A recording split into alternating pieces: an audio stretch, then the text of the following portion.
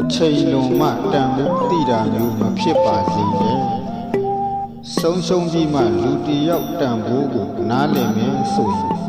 တင်နားလည်သွားတဲ့အချိန်မှာအဲ့ဒီလူတယောက်က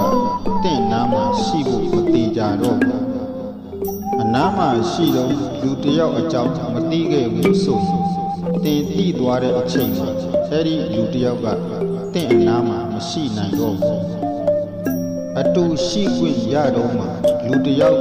ကိုချင်းမစာတက်ခဲ့တင်ကိုချင်းစာတက်တဲ့အချိန်မှာအဲ့ဒီလူတယောက်က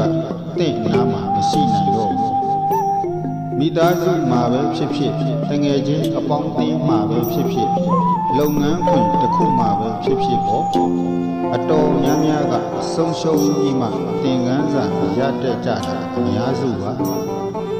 အနားမှာရှိနေတော့တော့မဟုတ်တင့်မှာပိုင်ဆိုင်နေတော့တန်ဖိုးထားတင့်နေတန်ဖိုးထားတတ်ရမယ်မရှိတော့မှတန်ဖိုးကိုသိမယ်ဆိုရင်နောင်တကလွယ်ပြီးဘာမှမရနိုင်တော့ဘူးမူရင်းစာစံကခရက်ဒစ်ပေးပါလေအားလုံးစိတ်ဝင်ကြည်အေးချမ်းကြပါစေ